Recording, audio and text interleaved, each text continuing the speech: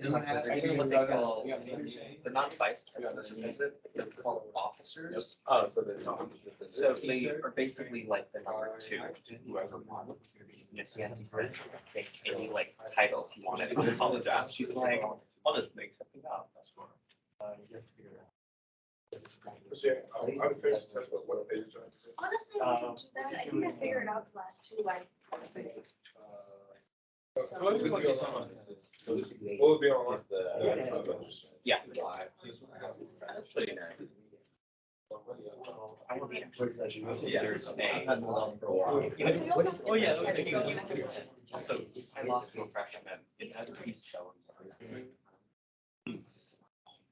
Just imagine how. I said that the one. That would be. She's in my like class. Okay, we're starting logs unit. I want to turn to the last, have you guys turn to the last page here. This is page 31 and 32. Here's the calendar. Initially, we were going to try to squeeze in logs and function analysis. Now, everything is reviewed here. Everything is reviewed here. So decided that between the two, looks like logs is going to be the one that just feels more beneficial for what many of us will be doing next year if we take calculus. So rather than doing two units and condensing it, we're just going to do one full unit. So logarithms is the inverse of exponentials. So we're going to have to do a little bit of exponentials just to kind of get have that foundation first, and then we'll talk about the inverse, which is logs, and we'll be spending the rest of the time working with logarithms, but then kind of going back and forth between logs and exponentials. So all next week, we'll be doing notes. I think we're going to just start a little bit from 10.01, and if we can get ahead, that's good, because I would like to get to the point where we're one day ahead so that we can use this day to review, because I need to proctor an AP exam. I won't be here Friday afternoon. So if we can get to the point where we can be self-sufficient and work on a worksheet, that'll be good so we don't fall behind. And then the following week, we'll continuing to do notes. We were going to stick a quiz here, but it's just better if we just have it as a review. And so we'll just review, we'll learn graphing logs at the end of next week. And then we'll have Tuesday and Wednesday to do test review, and then test will be that Thursday. And then we'll do any makeups and recoveries. I think the Tuesday, the 24th, is going to be a virtual day. So I'll be available to do help sessions, but there won't be any in-person school on that day. Last day is the 26th. Okay. So one more grade in the grade book, and that's going to be the logarithms test. Any questions? Okay, so I put helpful formulas that we can refer to on the back page as well. Okay, so Will we need to memorize these formulas? these, yes, but we've seen this already from before, but the idea is that we work with it enough where we're kind of getting comfortable with those with these properties, and it's going to come to a point, hopefully, that we're not really trying to memorize it. We just know how to work with it. But yeah, I know that's going to take a little bit of time, but hopefully some of it will come back to you, because we've seen this before from Algebra 2. Okay, so first, product of powers. Okay, so if I'm multiplying powers or multiplying bases with different exponents, as long as they're the same base, I can just worry about adding the exponents. So sometimes we can go from left to right or from right to left, depending on which helps us move forward in our problem.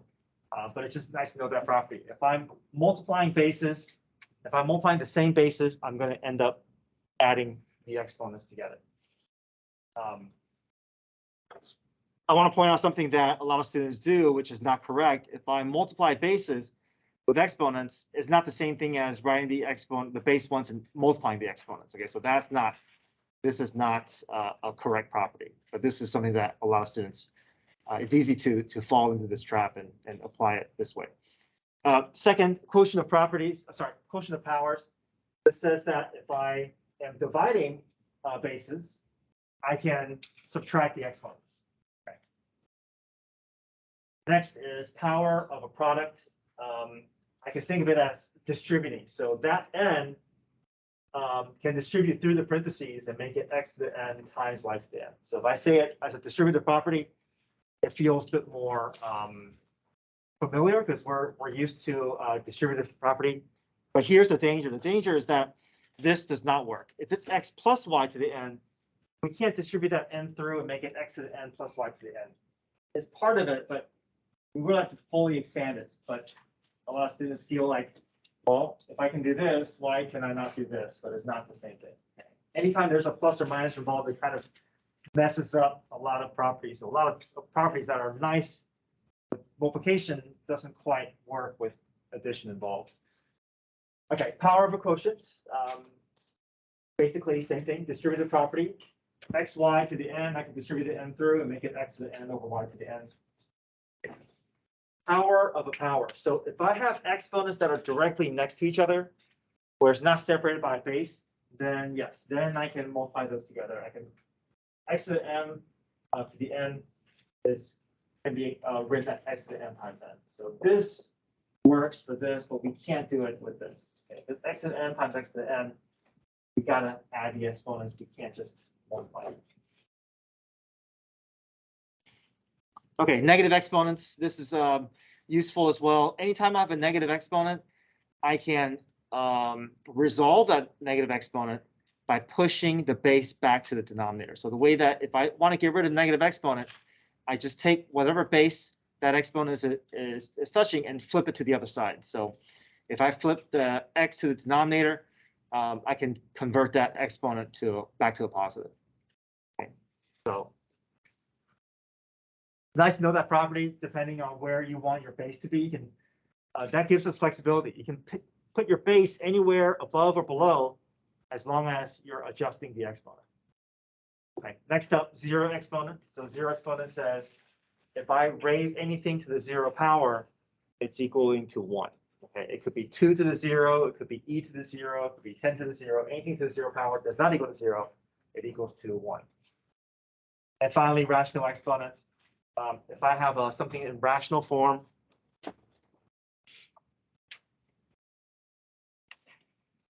I can convert it to something that's in radical form.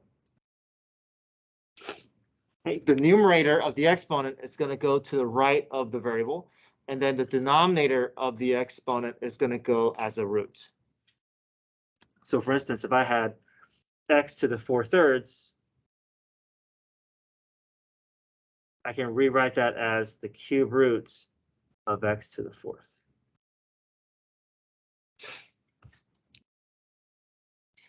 So simplify. These next problems here, we're going to be practicing these properties. Your answer should only contain positive exponents. Now, there's going to be a lot of ways to clean this up. So the way that I'm cleaning it up, I may be doing it one way one time and decide to do it a different way another time. And you may decide that you want to apply a different property in different order than me, which is fine. Right? Ultimately, we're just trying to merge all the variables together, clean up the parentheses, and leave only positive exponents. Okay. So if you're doing it a different way than me, that's fine, as long as we end up in the same place. So maybe I'll show on a separate sheet, maybe just so I can make it a little more clearly.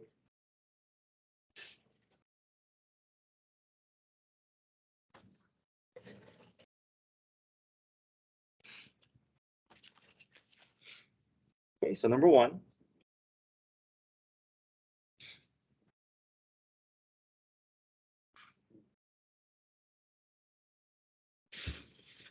So I think something that helps some students is when we want to distribute that exponent through the parentheses, the 3 is going to see every exponent. And right now, there's a hidden exponent. Do you see the hidden exponent for one of the terms here?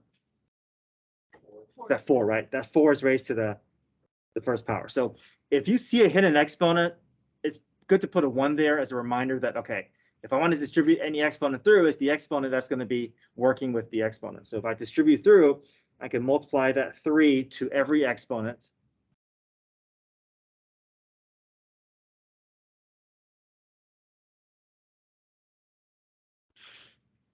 Okay, and this is applying this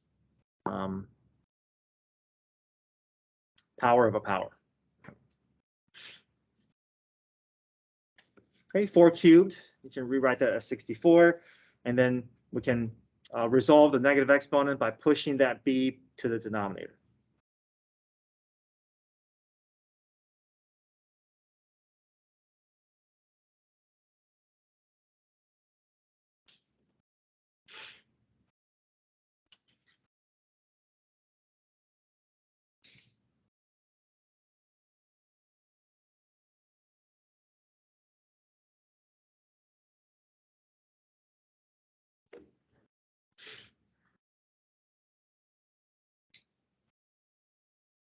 Okay, number 2, x cubed times 2x to the negative 1.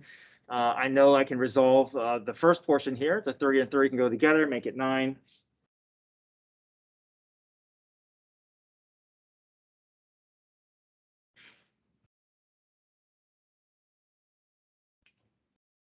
Okay, so there's a number of ways to go to our next step. What would you do next?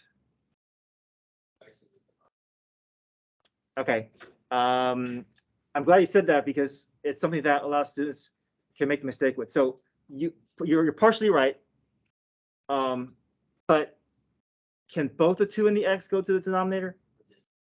Okay, just the x, because the 2 doesn't see the negative 1. Now, if the 2x was in its own set of parentheses, then the 2x would go down, but that negative 1 only sees the x and doesn't see the 2. So that's one way to do it. Okay, so I'll go down this path here. Make that x come down, so x to the 9th over, I'm sorry, times 2, and then the x comes down. Is there anything else that we can do? Yeah, so think of it as there's 9 x's here, there's 1 x here. I want to take 1 away from both. 9 minus 1 is 8, and I get 2x to the 8th. Right. There's another way to do this without bringing that exponent down. What could we also do? So I have like bases, right? What if I put them next to each other? X to the 9th times x to the negative 1. What can I do here? If I'm multiplying bases, I can do what?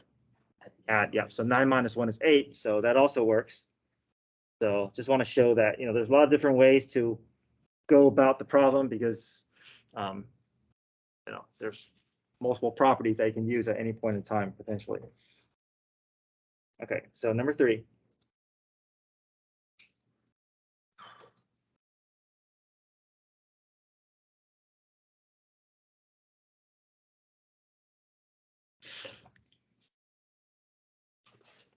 So I know that this 3 is going to influence the exponent of both my variables. So I'm going to just go ahead and distribute it through, get rid of the parentheses, and then I can figure out what to do next. So multiply the exponents. Okay, at least I got rid of the parentheses. I merged the exponents together. What's one more thing that I can do? Yeah, so I'm going to move that x to the bottom to get that negative exponent to show a positive exponent. Now, when I move that x to the bottom, what's left up top? Good, it's 1, not 0, right? There's still, if you move everything from the numerator, it's still going to be a 1 left up top.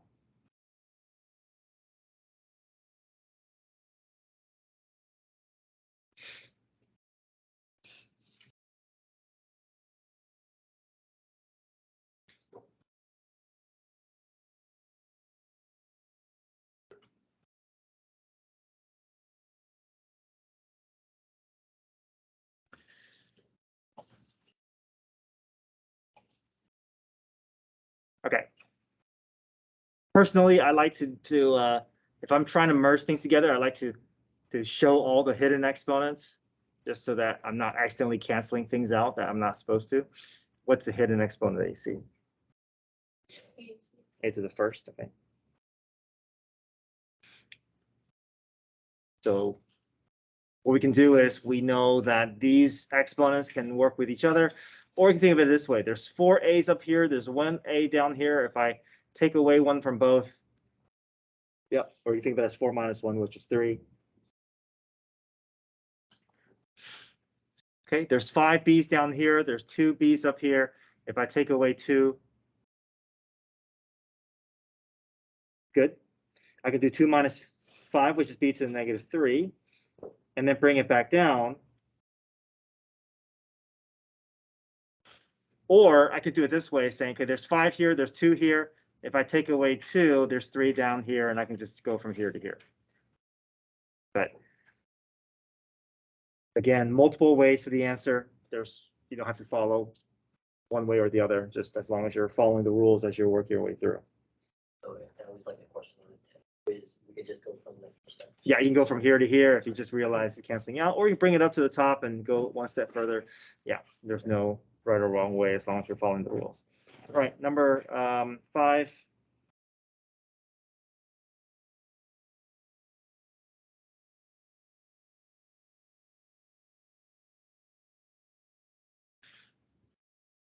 Okay. Careful of the hidden exponent so that you remember to distribute that 2 through every part that needs it.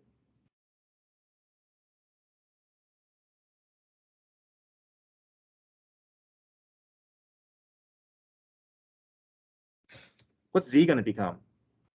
Good. Z to the 0 power, and z to the 0 power is 1.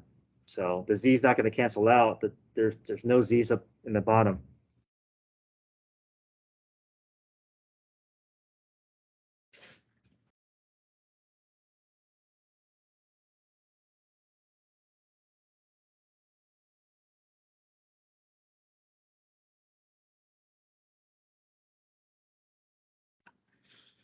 Okay, exponent works with exponents, so I can distribute that 3 to the 4x and distribute the 3 to the 2x.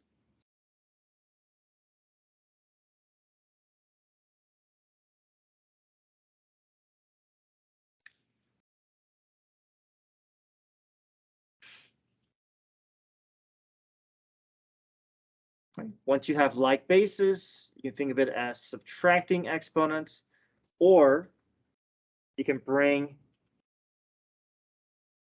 the 3 to the 6x to the top, force it to be a negative exponent, and then add the exponents, 12x minus 6x. Either way, right? So a lot of ways to get to your cleaned up version, just depending on whichever way you want to use.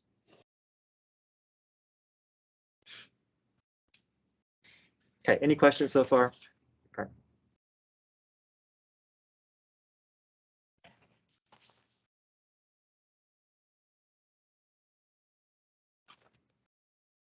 All right, number 7.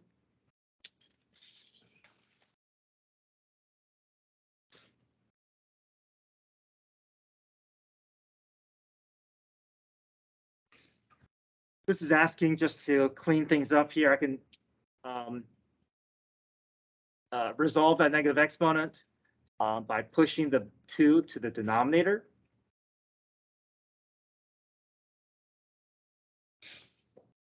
And then 2 to the 5th is just 32.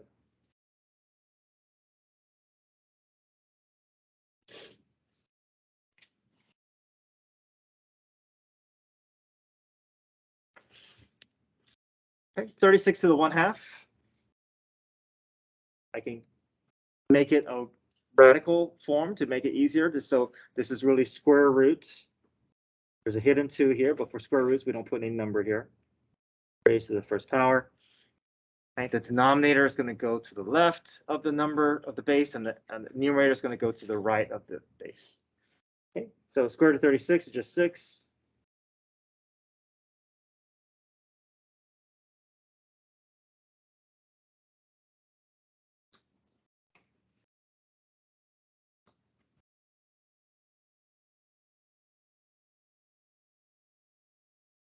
Okay, 27 to the 4/3. Cube root of 27, all raised to the 4th. So this makes it easier to resolve because you can think of it as, okay, I want to take the cube root first. And then once I'm done with this, then I'll take care of the 4. So cube root of 27 is what? 3. And 3 to the 4th is 81. So is the exponent outside of the radical? You can think of it in either way, but typically I say if you do it this way, it just makes it easier, especially without a calculator, because you can do 27. You can do the cube root 27 easier than raise it to the 4th and find the cube root. So, but you can pick whichever way works, but obviously we want the easier path, so we take the root first. All right, 8 to the negative 2/3.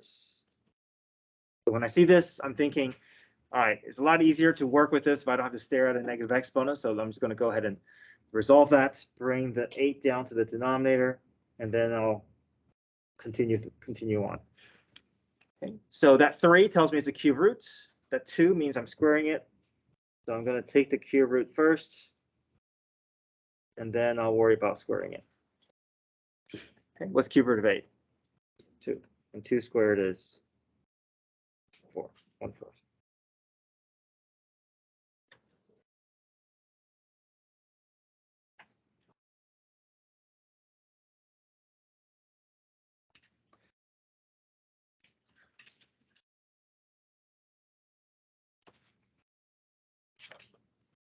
Okay, number 11.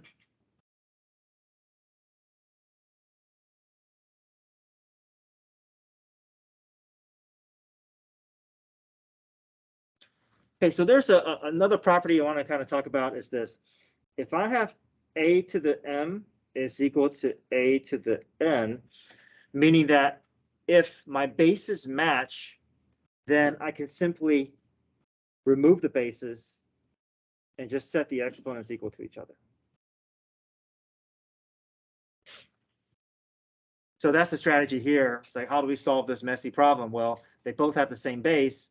So I can just basically, remember, anything I do to one side, I can do to the other side. In this case, I'm removing the base from both sides. I'm making an equal adjustment, and that allows me to just isolate the exponents.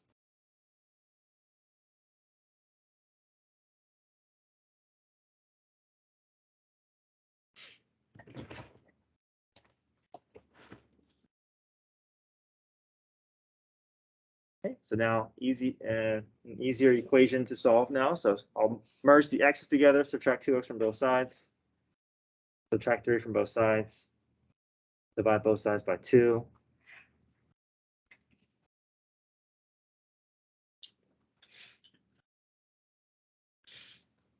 But we can only cancel out if the bases are the same, right? So sometimes, for number 12, we're going to see that we're going to have to be a little bit more creative to get this to work out. So we can't quite make the 3 and 9 cancel out, but maybe I can work with a larger number and get it to look like this base. We know what about 9? 9 is the same thing as what? 3 to the 2nd power. So what if I do this? I'm just going to replace that 9 with 3 squared.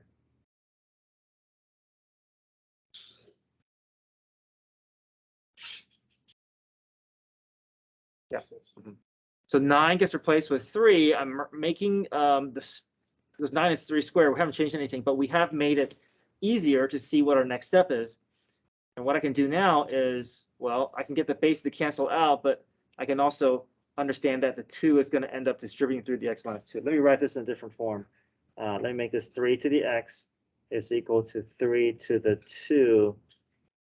Maybe that's a little bit easier to see how our next step is going to look. So now my bases are obviously matching. I've made the adjustment with this right side to put in a different form, but I haven't changed it, right? 9 is 3 squared. I'm not changing anything, just make it easier to see how to move forward. So I get the bases to go away now that they're equal, and I can just focus my attention on just the exponent. Distribute the 2 through. For my like terms, I'll subtract the 1x over, add the 4 to the right side. X equals 4.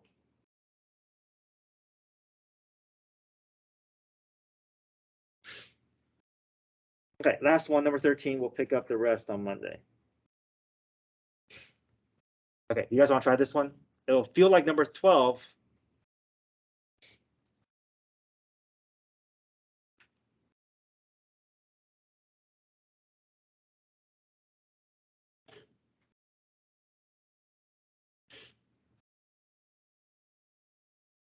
Okay, look at number 12 and see if that can help you with getting 13 to work out.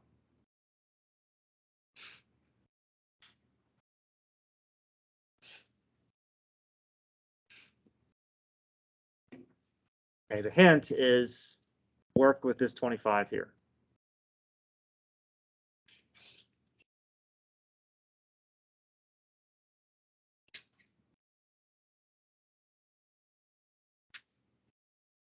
Okay, what can I do with this 25? Because my goal is to get the bases to match. They're not matching right now. Can I rewrite 25 in terms of 5? Yeah. Oh, sorry, is it showing a different one? My bad, I'm looking for a different key here. Okay, sorry, 125.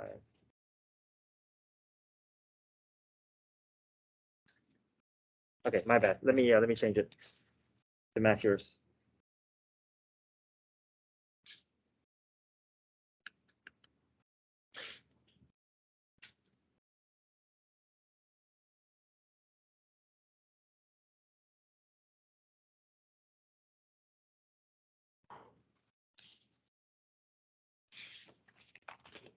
Okay, so this is even more complicated because the bases, because both 25 and 125 are not in the proper base to get it to match. So we need to bring both of them down.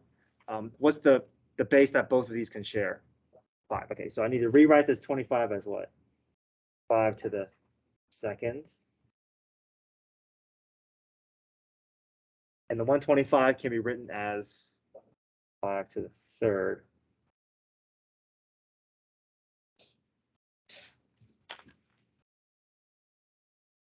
Okay, so I substituted the 25 with the 5 squared. And I substituted the 125 with the 5 cubed. But we took the steps so that we can take this next step, right? We get the bases to match so that we can make it go away. So the 5s can now cleanly go away from both sides, and we can just focus our attention on just the exponent portion and solve for x for that way.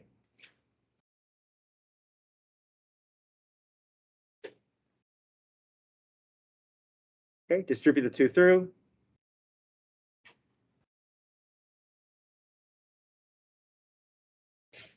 Subtract 3x from both sides, add 8 to both sides. Is that what you guys got, 20? Okay.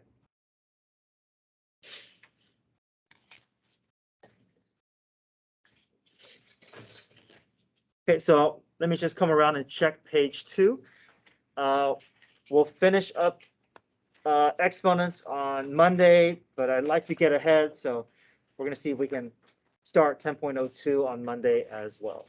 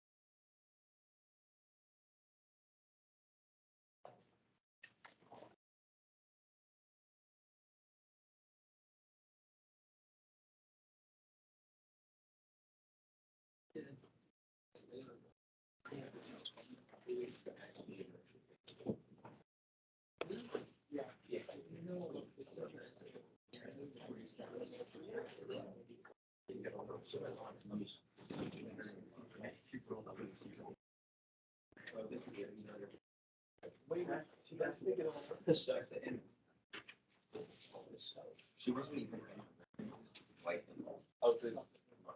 What's your exponent? so I want to do 20. This is yeah.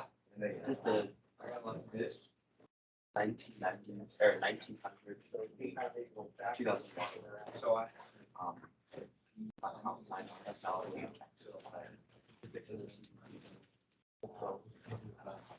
I'm not gonna lie.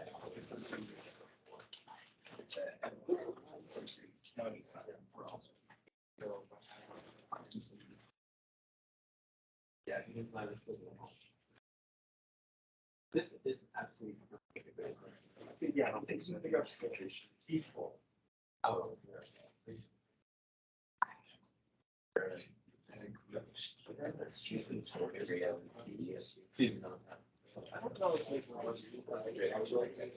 You have a question about the interval rule? Okay. So you have this rule. What is A supposed to be? A is a base, so A can be like 2 or 3. If I have the interval, Is it it's always a number? always a number, right? So it's just a constant. Yeah, we call it an exponential function. A There's 2 3. races, so if I go through this process, I do it for x.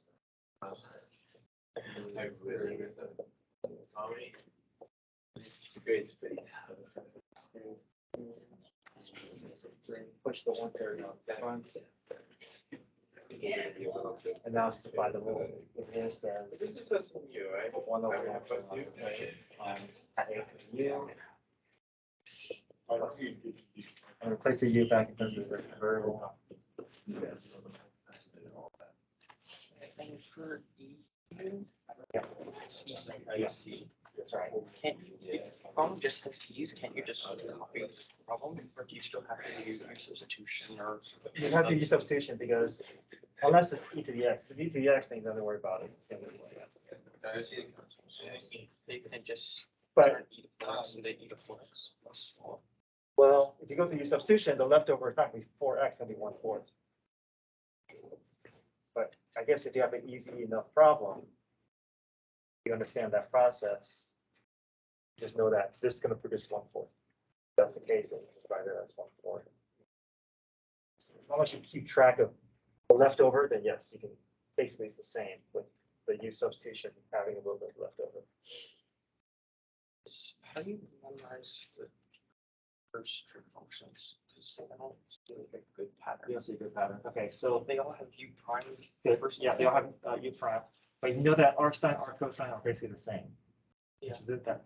So anything that starts with c's are just negative versions of the ones next to it. Okay, so this is you're talking about you're asking about derivative, right? Okay, so derivative. So here's the way that I go about doing it.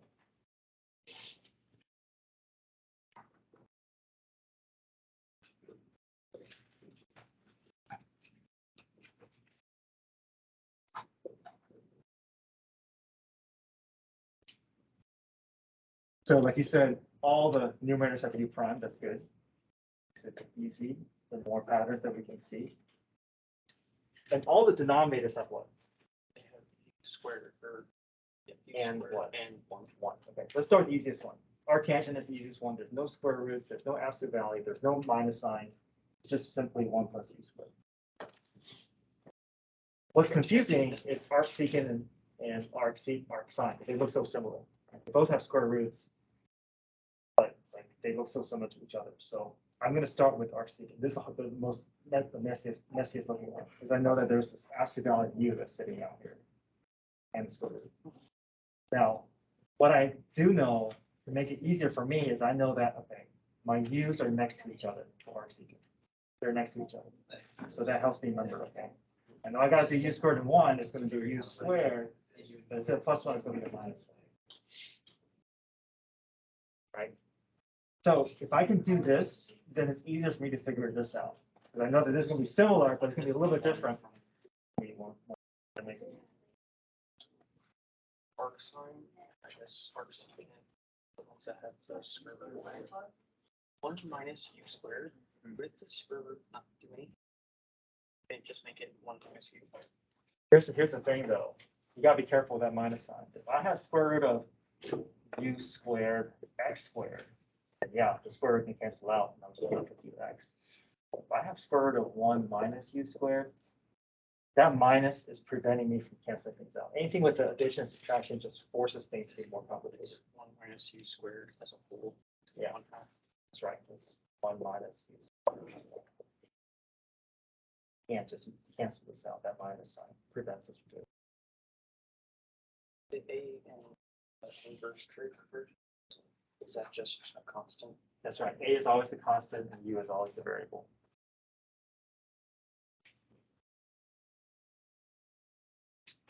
And I don't get these on the test, right? Hmm? These are things.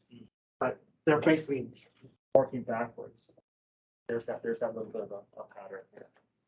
1A works, you can actually go with you. Yeah, arc sine is the only one without the 1 over a. Arctangent, I see, without the 1 over a. Same. So I'm doing this, but the numbers are like too high. Is this because if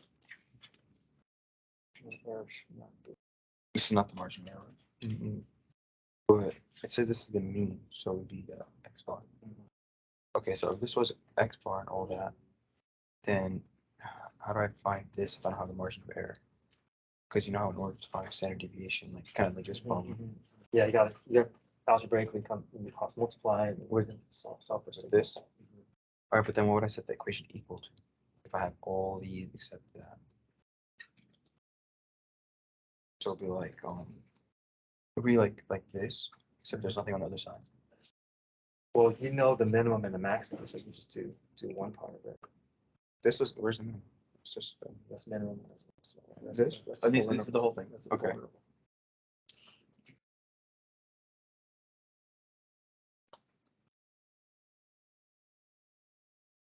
Yes. so this is the confidence thing.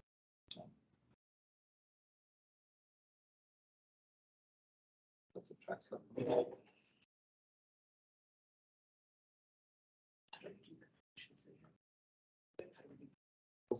Plus and minus. So this is this. Then we don't. If I were just to add or subtract this to it, I still don't have the place. And in order to calculate it, so I have to have a margin of error. No, literally. But I think you can work backwards and figure out what the margin. So I can find the margin of error just reading this source.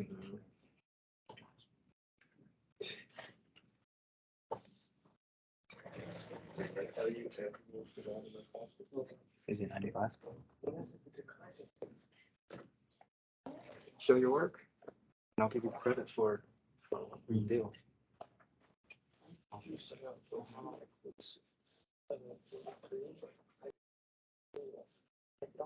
So there's individual rules. There's no need for use substitution because they're just simply applying those rules directly. Can you do that? Yeah, it's like this, right? As long as, I know you see the parentheses, but it's like e to the x plus x squared. These are not connected because there's no parentheses and squared Don't outside. you have to get it to where it's just like the rule by itself? Yeah, you can do that. You can say e to the x dx. As long as there's a plus sign or minus sign between them, you can completely separate them as individual rules and they're almost independent of each other. But if I had this going on, then I can't do that. Now, you do see a set of parentheses there, but you can draw the parentheses. If there's nothing outside of it, I can separate them. They're standalone. Thanks.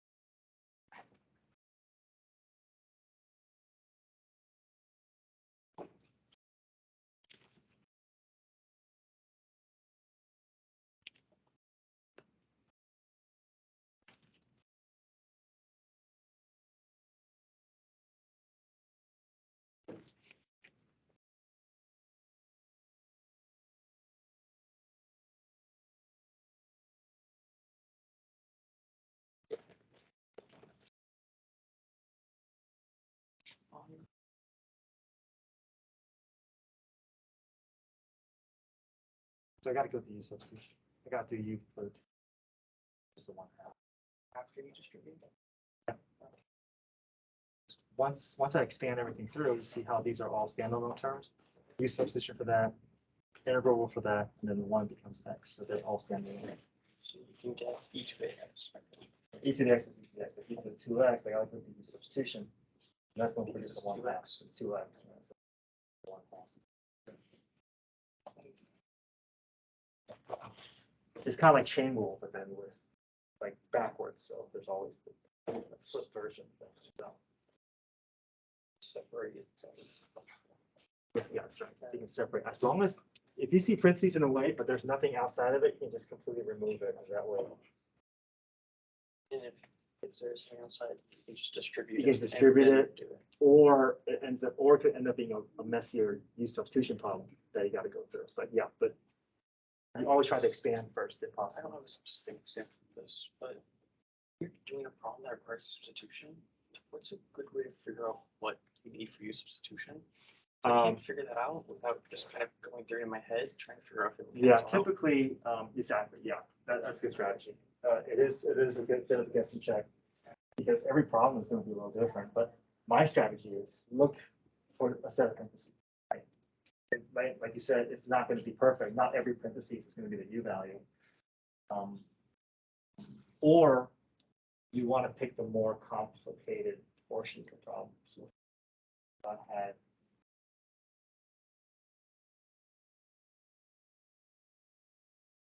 X.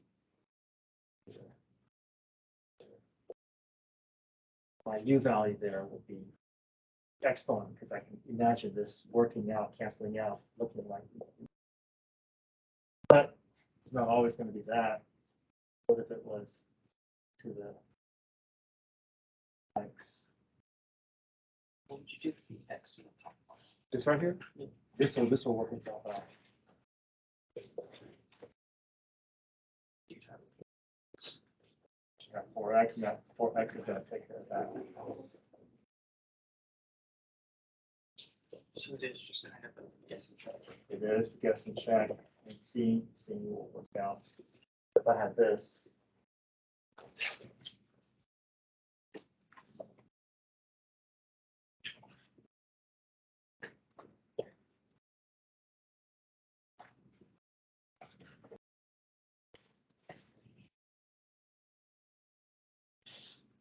U value is actually going to be the denominator portion inside the parentheses.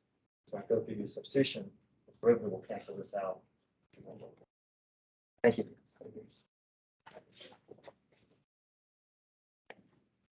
I'll do this one. Here, we'll see that.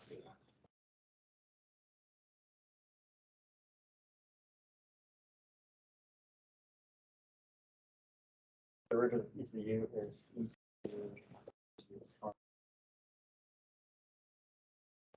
Dx plus dx. So if I make that substitution. Just be one.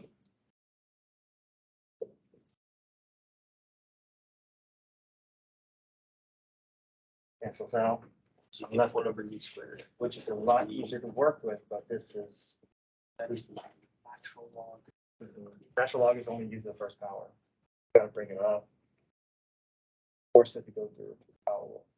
So I just see that. Makes sense. Now, if it's used to the first power, then yes, natural log. If it's any other power, you gotta force it up. So you only use the a to the u if there's a Yeah, if it's a number raised to a variable. That's the only if thing. there's a variable. If it's a variable raised to an exponent, then it's either log or power rule.